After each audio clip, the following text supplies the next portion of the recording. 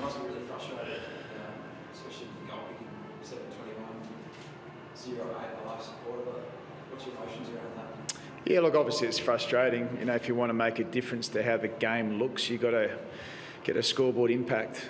And when that happens, you'll change the way the game's playing. But we weren't able to maximise our opportunities, clearly, especially after quarter time. I think we kicked 5-19 for the last 3 quarters to 8-5. So we weren't able to change the look of the game.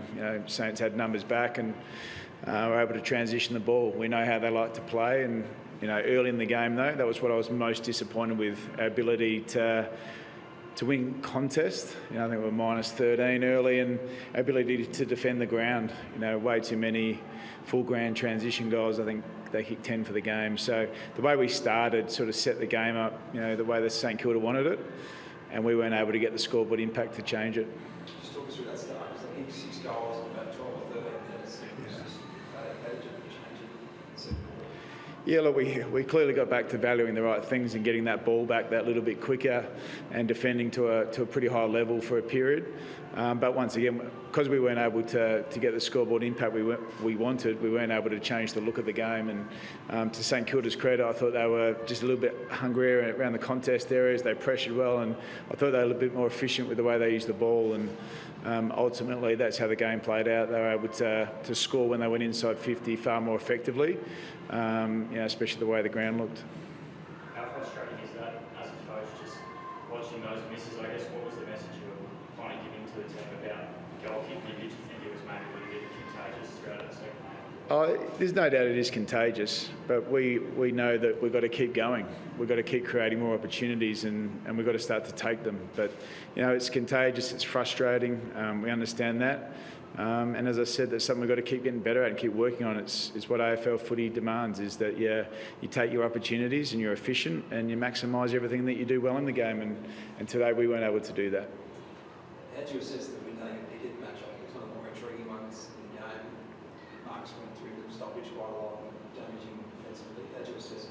Yeah, look, I thought Winhager played a great game. Full credit to him and the Saints, and I thought that he played an outstanding game because he had some influence around centre bounce. But outside of that, I thought he was quite dominant in the game. So that's what we'll have to work through and continue to work on how we maximise Cozzy. He's clearly a really important player to us, and he'll learn from today. He got a fair bit of attention, and he'll grow from that.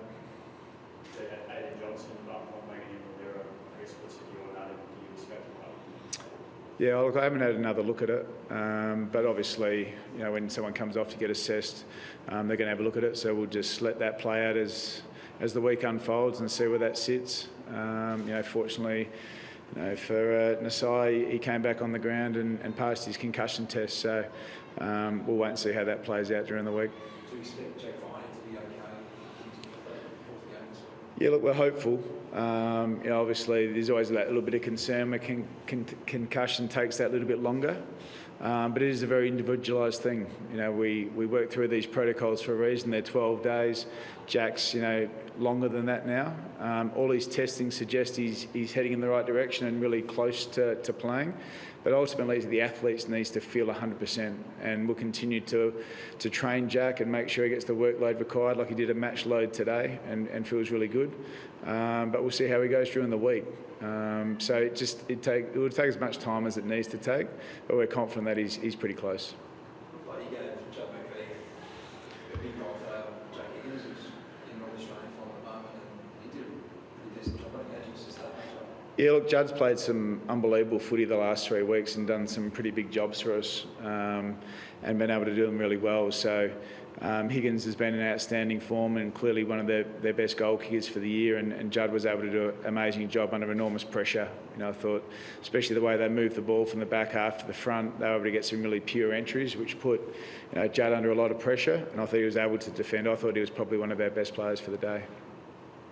Just on this, there's so much interest in him at the moment. You just see him up close for 2 hours. Is he the best halfback in the comp right now? Yeah, look, he'd have to be close. He's an outstanding player. And obviously Sinclair there as well. They're 2 damaging players off half-back. So he's an unbelievable talent. in the game and playing to a really high level. And we put a fair bit of time into him, especially at times throughout the day. But his ability to work through that and have an impact with the ball was outstanding. Bit of a breakdown, so now King's birthday. How do you reset against the week look like? Yeah, look, this is AFL footy. You're going to go through your ups and downs in the season. It's how you stay calm, keep the belief, keep working hard, keep learning, and there are things today that we'll grab hold of and continue to grow. We've played some pretty strong footy in the last 3 or 4 weeks, but we need to get back to work and keep getting better. And that's the challenge that this competition presents. You can't sit still. You can't think that you're just going to show up and things are going to happen. You've got to rock up every day to get better, every game to improve and grow. And today we've got some things that we've got to go away and work on. But I'm sure once the dust settles, there'll be a lot of excitement heading into King's birthday. Collingwood at the MCG, pretty special occasion for our footy club. We're hoping for a big crowd and performing on a big stage. Thanks, guys.